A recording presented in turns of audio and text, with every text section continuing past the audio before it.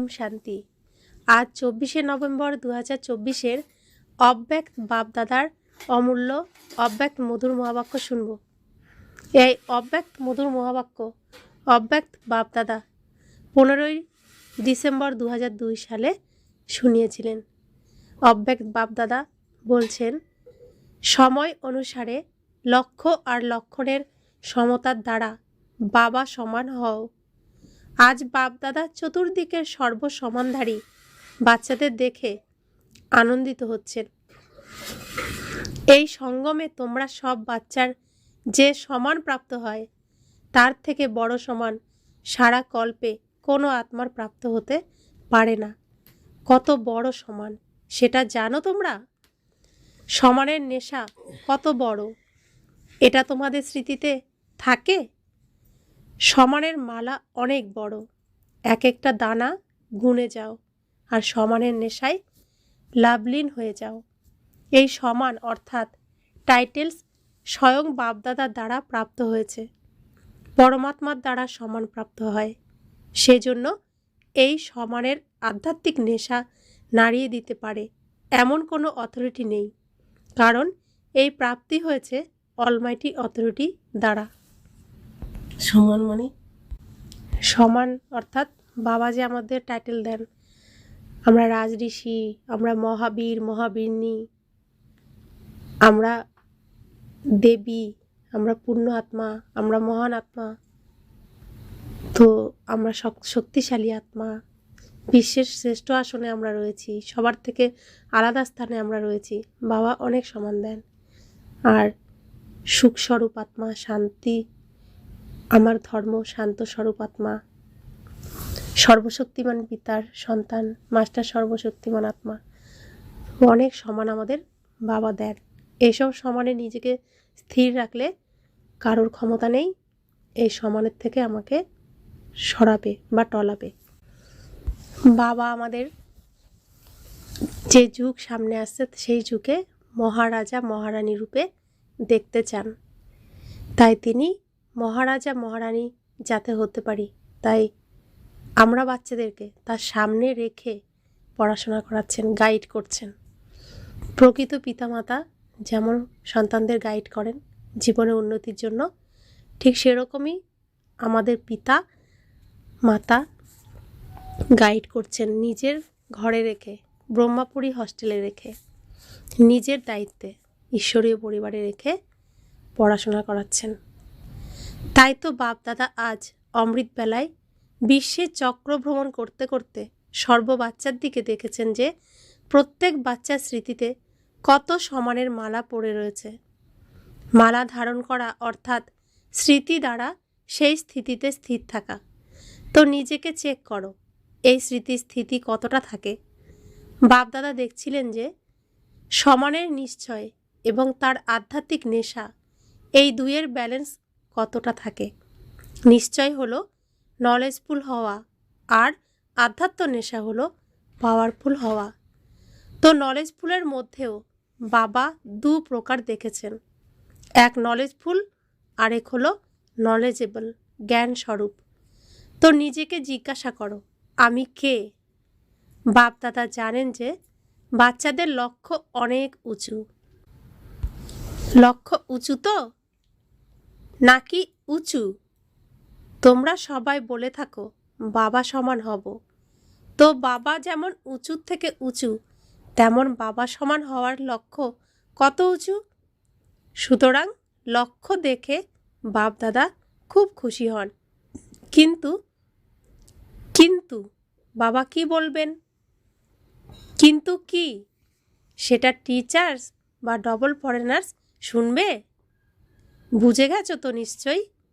বাপদাদা লক্ষ্য আর লক্ষণ সমান চান। এখন নিজেকে জিজ্ঞাসা করো লক্ষ্য আর লক্ষণ অর্থাৎ প্র্যাকটিক্যাল স্থিতি সমান আছে? কেননা লক্ষ্য আর লক্ষণের সমান হওয়াই বাবা সমান হওয়া। সময় অনুসারে এই সমতা সমীপে নিয়ে এসো।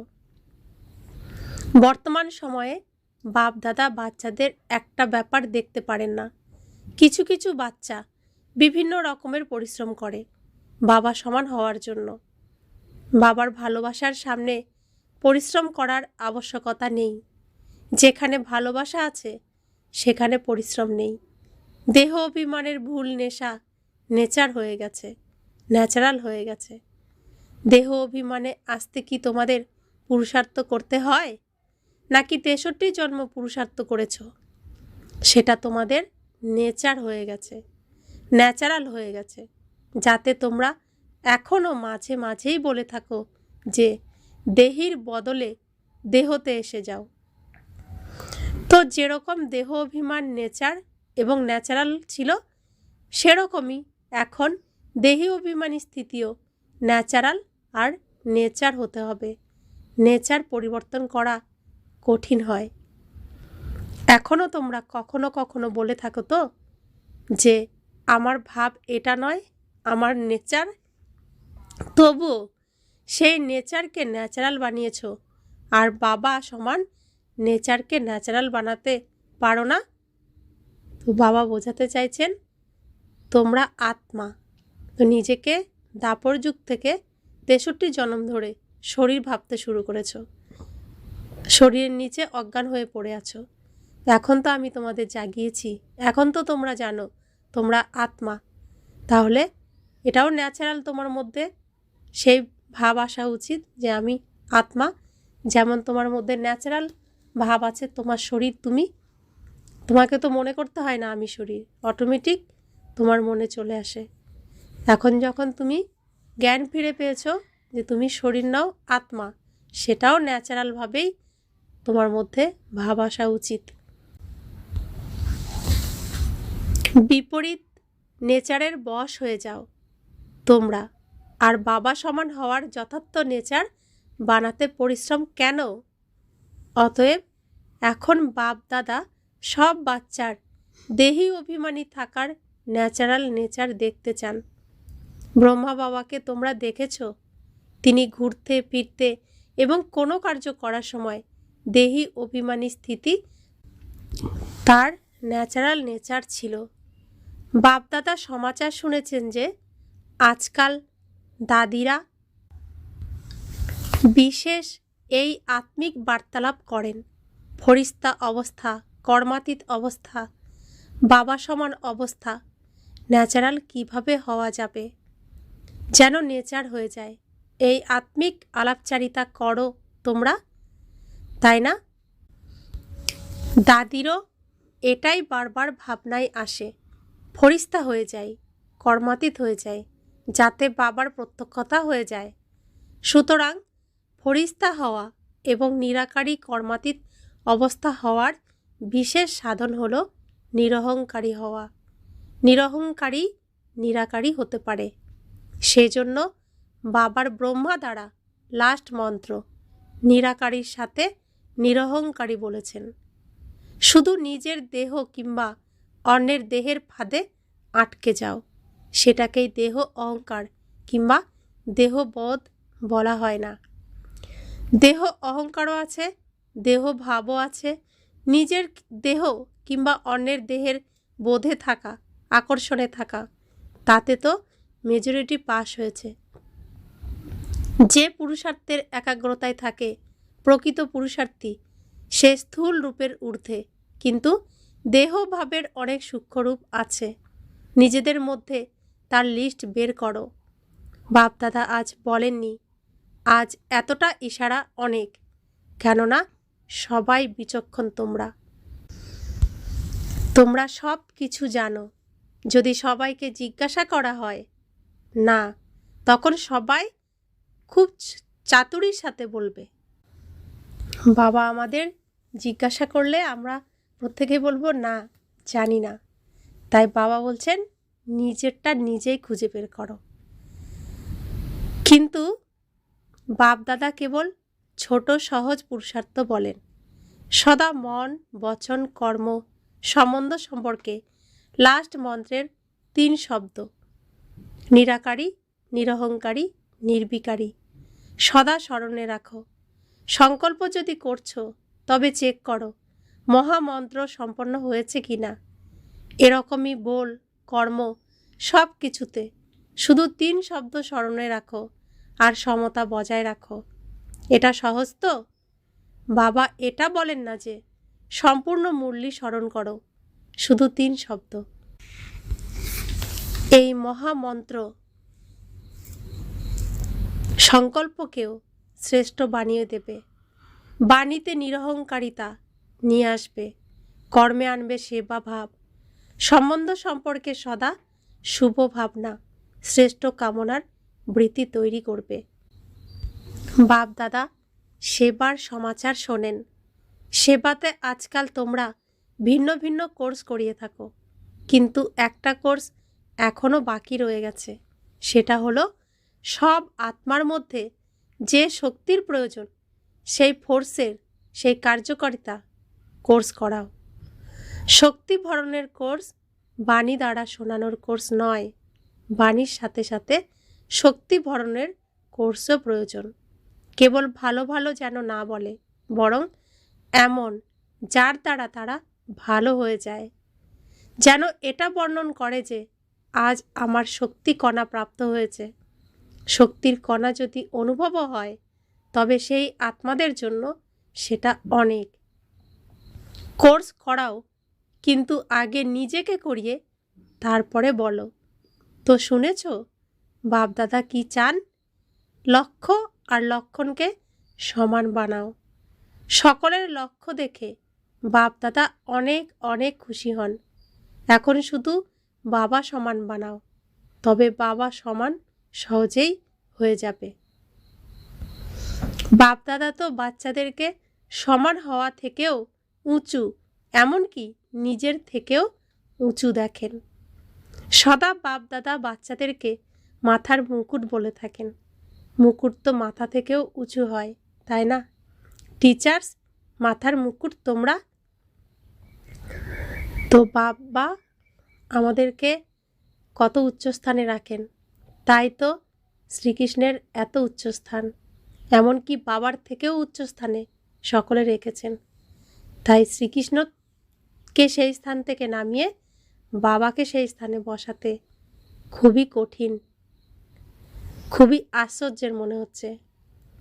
তাই প্রত্যেক ভক্ত আত্মারা কৃষ্ণর জায়গায় বাবাকে বসাতে পারছেন না, আর আমাদের পরিশ্রম অনেক বেড়েও গেছে।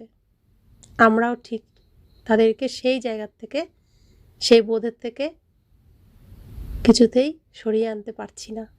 আমরা সেবার পর সেবা করে যাচ্ছি। বাবা টিচারদের প্রতি বলছেন, দেখো কত টিচার্স, এক গ্রুপে এত টিচার্স, তবে সব গ্রুপে কত টিচার্স হবে? টিচার্স বাপদাদার একটা আশা পূর্ণ করার সংকল্প করেছে, কিন্তু সামনে নিয়ে আসেনি। জানো তোমরা কোনটা?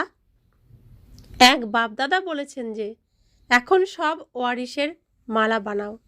যারা ওয়ারিশ তাদের মালা, জেনারেল মালা নয়। দ্বিতীয়ত, যারা তোমাদের সম্বন্ধ সম্পর্কের, তাদেরকে মাইক বানাও। তোমরা ভাষণ দিও না, কিন্তু তারা যেন তোমাদের পক্ষের মিডিয়া তৈরি হয়। নিজের মিডিয়া বানাও। মিডিয়া কি করে? ভুল হোক কিংবা ঠিক হোক, তার আওয়াজ ছড়িয়ে দেয়। সুতরাং এমন মাইক তৈরি করো যারা প্রত্যেক কথার আওয়াজ যেন মিডিয়ার মতন ছড়িয়ে দেয়। তোমরা বলবে ভগবান এসে গেছেন, ভগবান এসে গেছেন। তারা এটাকে কমন বলে মনে করে, কিন্তু তোমাদের পক্ষে অন্য কেউ বলবে, অথরিটির সাথে বলবে। প্রথমে তারা তোমাদের শক্তিরূপে প্রত্যক্ষ করাবে। যখন সমূহ শক্তি প্রত্যক্ষ হবে, তখন বাবা প্রত্যক্ষ হবেন। সুতরাং বানাও, মিডিয়া প্রস্তুত করো, তখন দেখব। করেছ? আচ্ছা ঠিক আছে, মালা ছাড়ো। না হয় বালাই হলো। প্রস্তুত করেছো তোমরা?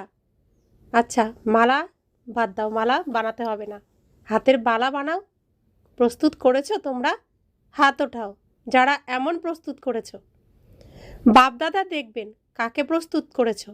আচ্ছা সাহস তো রেখেছো। শুনেছ টিচারদের কি করতে হবে? শিবরাত্রিতে ওয়ারিশ কোয়ালিটি প্রস্তুত করো, মাইক প্রস্তুত করো, তারপরে আগামী বছরে শিবরাত্রিতে সবার মুখ থেকে এই আওয়াজ যেন বের হয়, বাবা এসে গেছেন। এরকম শিবরাত্রি উদযাপন করো। প্রোগ্রাম তো খুব ভালো বানিয়েছো। প্রোগ্রাম সবাইকে পাঠিয়েছো তো? প্রোগ্রাম তো ঠিক বানিয়েছো, কিন্তু প্রতিটা প্রোগ্রাম থেকে যেন কোনো মাইক প্রস্তুত হয়, কোনো ওয়ারিশ প্রস্তুত হয়। এই পুরুষার্থ করো। ভাষণ দিলে আর চলে গেলে এমন নয়। এটা তো ৬৬ বছর হয়ে গেছে, আর সেবারও ৫০ বছর উদযাপন করেছ। তো এই মুরলি ২০০২ সালের ডিসেম্বর মাসের মুরলি, আর এখন ২০২৪ সাল। তো এখন কত বছর হয়ে গেছে? এখন ৮৮ বছর চলছে এখন। তো সময় খুব অল্প আর বাকি আছে। এখন শিবরাত্রির ডায়মন্ড জুবিলি উদযাপন করো।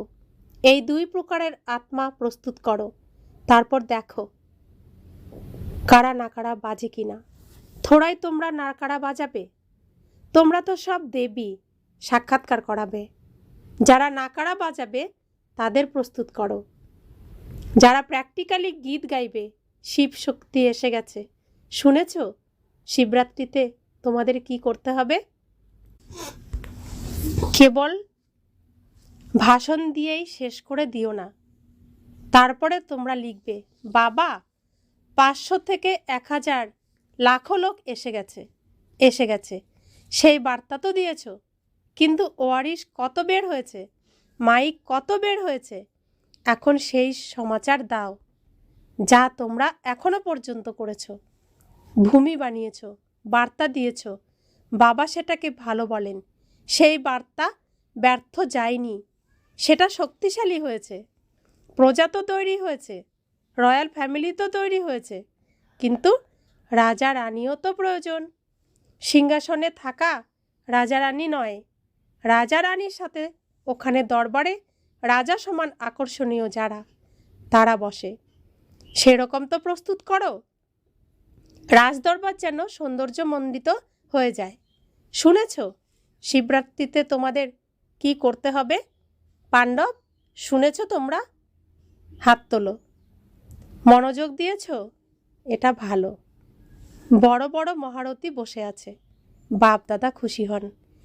এটাও হৃদয়ের ভালোবাসা, কেননা তোমাদের সবার সংকল্প চলে তো।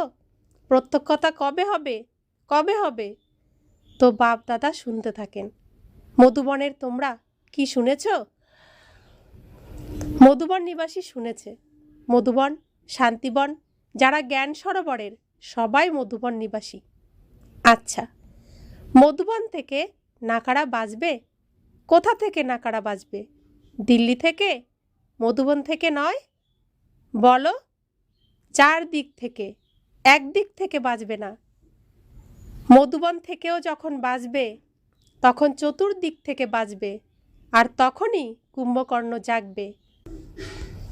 মধুবনের তোমরা যেভাবে সেবাতে অক্লান্ত হয়ে সেবার পার্ট প্লে করছো না, ঠিক সেইভাবেই এই মনসা সেবাও করতে থাকো।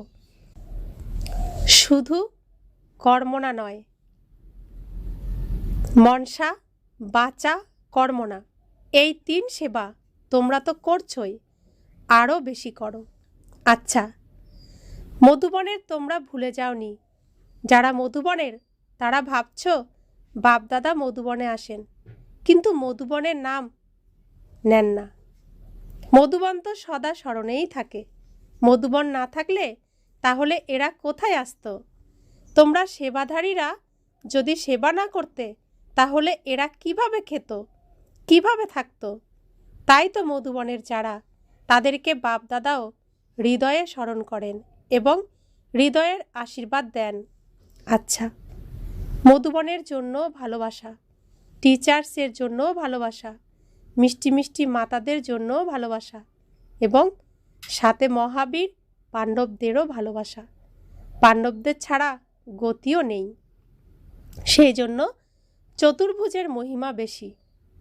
পাণ্ডব আর শক্তি দুইয়ের কম্বাইন্ড রূপ বিষ্ণু চতুর্ভুজ।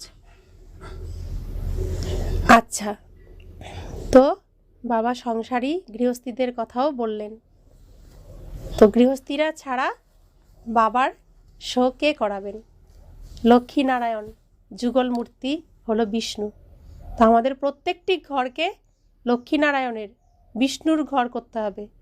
বিষবিহীন নারী পুরুষের মন্দির, প্রত্যেকটি ঘরকে মন্দির বানাতে হবে। প্রত্যেকে লক্ষ্মীনারায়ণ হয়ে উঠতে হবে, এখানেই করতে হবে, তবেই আমরা সেখানে যেতে পারবো। অ্যাক্টিং এখানে করে দেখাতে হবে যে আমি সঠিক লক্ষ্মীনারায়ণের মতো এখানেই অভিনয় করতে পারছি, আমি সেখানেও অভিনয় করতে পারবো। তো প্রত্যেকটি ঘরকে বিষবিহীন নির্বিকারী বানাতে হবে, লক্ষ্মীনারায়ণের মন্দির বানাতে হবে। মধুবনের পাণ্ডবরা, নেশা আছে তোমাদের? বিজয়ের নেশা অন্য নেশা নয়, এটা ভালো। পাণ্ডব ভবনে মেজরিটি পাণ্ডব। পাণ্ডব যদি না থাকতো তবে তোমাদের সবার মধুবনে আনন্দ হতো না। সেই জন্য বাহবা মধুবন নিবাসীদের, তোমাদের আনন্দের সঙ্গে দিন যাপন করায়, খাওয়ায় এবং ওড়ায়। আজ বাপ দাদা মধুবন নিবাসীদের অমৃতবেলা থেকে স্মরণ করছেন। হয় তোমরা এখানে আছো, নয়তো উপরে বসে আছো, কিংবা যারা মধুবনের তাদের কেউ এখানে ডিউটিতে আছে, কিন্তু চতুর্দিকের মধুবন নিবাসীদের অমৃতবেলা থেকে বাবা স্মরণ দিয়েছেন। বাপ দাদা যে আধ্যাত্ম এক্সারসাইজ দিয়েছেন তা সারাদিনে কতবার করো আর কত সময় করো? নিরাকারী আর ফরিস্তা, বাবা আর দাদা এই মুহূর্তে নিরাকারী, পর মুহূর্তে ফরিস্তা স্বরূপ। দুইয়ের মধ্যে দেহবোধ নেই। নিরাকারী আমি আত্মা, ফরিস্তা অর্থাৎ সূক্ষ্ম শরীরধারী, যেমন এখন ব্রহ্মা বাবা। তো বাবা নিরাকারী, দাদা আকারী, ফরিস্তা। তো আমাকে দুই স্বরূপেই এখন টিকতে হবে। তো দেহবোধের ঊর্ধ্বে যদি থাকতে হয় তবে কর্ম করাকালীনও নিজের ডিউটি করতে করতেও এই এক্সারসাইজ 1 সেকেন্ডে অভ্যাস করতে পারো। এটা যেন এক ন্যাচারাল অভ্যাস হয়ে যায়। এই মুহূর্তে নিরাকারী, পর মুহূর্তে ফরিস্তা। আচ্ছা, বাপ দাদা ড্রিল করালেন। তো 1 সেকেন্ডে আমি নিরাকারী আত্মা, হীরার মতো চকচক করছি নিজ সিংহাসনে, পর মুহূর্তেই ফরিস্তা আত্মা, আমি সূক্ষ্মবতনে পৌঁছে গেছি। আমি বাপ দাদার কাছ থেকে আশীর্বাদ নিয়ে সফলতা মূরত আত্মা, বিজয়ী ভব আত্মা বরদান নিয়ে আমার সিংহাসনে চলে এসেছি। আমি ফরিস্তা আত্মা শান্তির প্রকম্পন চারিদিকে ছড়িয়ে দিচ্ছি। তো 1 সেকেন্ডেই বাপ দাদা ড্রিল করালেন, অভ্যাস করালেন। এরকম নিরন্তর ভব। তো এরকমভাবে নিরন্তর করতে থাকো। চতুর্দিকে বাপ দাদার স্মরণে মগ্ন হয়ে বাবা সমান হওয়ার লক্ষ্য এবং লক্ষণ সমান বানায়। যারা সায়েন্সের সাধনের সাথে দিন বা রাত জেগে কোনায় কোনায় বসে আছে, সেই বাচ্চাদেরও বাপ দাদা স্মরণের স্নেহ সুমন, অভিনন্দন আর হৃদয়ের আশীর্বাদ দিচ্ছেন। বাপ দাদা জানেন এই সময় সবার হৃদয়ে দিলারাম বাবার স্মৃতি সমাহিত হয়ে আছে। প্রতিটা কোণে কোণে বসে থাকা বাচ্চাদের বাপ দাদা তাদের পার্সোনাল নামে স্মরণের স্নেহ সুমন দিচ্ছেন। তো বাবা প্রত্যেকের নামে স্মরণের স্নেহ সুমন দিচ্ছেন। নামের মালা জপতে গেলে তো রাত শেষ হয়ে যাবে। বাপ দাদা সব বাচ্চাকে স্মরণ দিয়ে থাকেন, সেটা পুরুষার্থে যে কোনো নম্বর হোক, কিন্তু বাপ দাদা সদা সব বাচ্চার শ্রেষ্ঠ সমানকে স্মরণ স্নেহ জানান এবং নমস্কার করেন। স্মরণ স্নেহ দেওয়ার সময় বাপ দাদার সামনে চতুর্দিকের সব বাচ্চা স্মরণে থাকে। কোনো একটা বাচ্চাও কোনো কোনায়, গ্রামে, শহরে, দেশে, বিদেশে যেখানেই আছে, বাপ দাদা তাদেরকে সমান স্মরণ করিয়ে স্মরণের স্নেহ সুমন দেন। সবাই স্মরণ স্নেহের অধিকারী, কেননা বাবা বলেছেন। সুতরাং তোমরা অবশ্যই স্মরণ স্নেহের অধিকারী। তো বাবা তার পরিচয় আমাদের দিয়েছেন। তিনি দেশ বিদেশ গ্রাম শহর সব জায়গায় কোনায় কোনায় বসে থাকা মাটির শরীররূপী মাটির নিচে কবরস্থ হয়ে থাকা বাচ্চাদেরকে খুঁজে এনেছেন। তিনি প্রথমে স্মরণ করেছেন, তারপরে সেই বাচ্চাদেরকে খুঁজেছেন, খুঁজে তাদেরকে অনেক কায়দা করে অনেক প্ল্যান করে রাবণের জেলখানার থেকে বার করেছেন। তো আমরা ঘুম থেকে জেগেই বাবাকে খুঁজেছি, আর বাবা আমার সামনে, বাবাকে আমি মেনে নিয়েছি যে তুমি আমার পিতা, আমি তোমার সন্তান। তো যে বাবাকে মেনেছে, বাবা সেই বাচ্চাদেরকে স্মরণ জানাচ্ছেন, নমস্কার জানাচ্ছেন, যে কারোর কথা চিন্তা না করে, রাবণের এই ভয়ানক শাস্তির কথা চিন্তা না করে বাবাকে এক মুহূর্তেই এক সেকেন্ডেই স্বীকার করে নিয়েছি। তাই বাবা প্রত্যেক দিন আমরা বাচ্চাদেরকে নমস্কার জানান, কারণ তিনি যে পিতা, আমি তো তার প্রমাণ দিয়েছি তিনি আমার পিতা, তাই তিনি আমাকে নমস্কার জানাচ্ছেন। কত নিরহংকারী আমার বাবা। তো বাবা বলছেন, সম্মুখে থাকা তোমাদের সবাইকেও বাপদাদা সমানের মালাধারী স্বরূপে দেখছেন। সবাইকে বাবা সমান সমান স্বরূপে স্মরণে স্নেহ সুমন আর নমস্কার জানান। तो हम रूहानी बच्चों की रूहानी माता पिता बाप दादा को याद प्यार गुड मॉर्निंग और नमस्ते नमस्ते नमस्ते। शुक्रिया बाबा, शुक्रिया बाबा, शुक्रिया।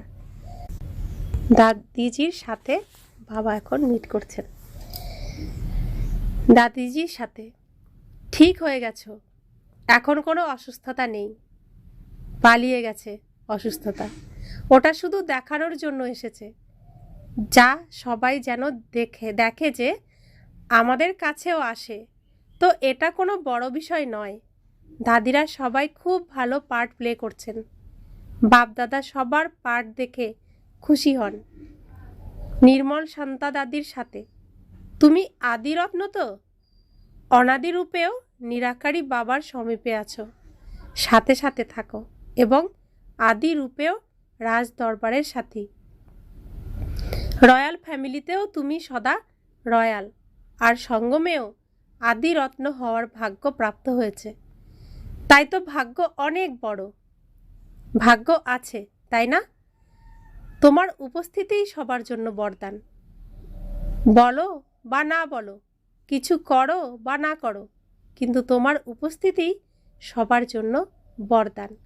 তো নির্মল শান্তা দাদি ব্রহ্মা বাবার কন্যা, মেয়ে, দেখতে ব্রহ্মা বাবার মতো। তো তিনি সামনে থাকলেই প্রত্যেকের অনুভব হয় যে ব্রহ্মা বাবা বা বাবা সামনেই আছেন, সেই জন্য তিনি সামনে থাকলেই সবার কাছে বরদান। আচ্ছা, ওম শান্তি। বরদান, লৌকিক অলৌকিক জীবনে সদা স্বতন্ত্র হয়ে পরমাত্ম সাতের অনুভব দ্বারা নষ্ট মোহ ভব। সদা স্বতন্ত্র থাকার লক্ষণ হল প্রভু প্রেমের অনুভূতি। প্রেম যত হবে ততই সাথে থাকবে, বিচ্ছিন্ন হবে না। প্রেম তাকেই বলা যায় যে সাথে থাকে।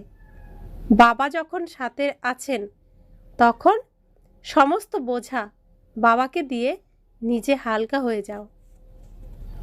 এটাই নষ্টমোহ হওয়ার বিধি। কিন্তু পুরুষার্থের ব্যাপারে সাবজেক্টে সদা আন্ডারলাইন করো। লৌকিক এবং অলৌকিক জীবনে সদা স্বতন্ত্র থাকো, তখনই সাথে অনুভব হবে। তো আমরা ব্রহ্মাপুরীতে এসেছি, হস্টেলে থাকি, কিন্তু আমাদের আবার লৌকিক পরিবারের সাথেও সময় কাটাতে হয়।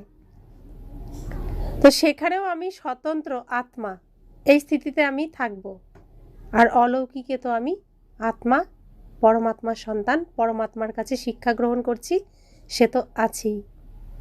লৌকিকেও সকলের মধ্যে থেকে নিজেকে স্বতন্ত্র রাখার প্র্যাকটিস করতে হবে। আত্মিক স্থিতিতে থেকে প্রত্যেকে আত্মারূপী ভাই ভেবে প্রত্যেকের সাথে সময় কাটাতে হবে।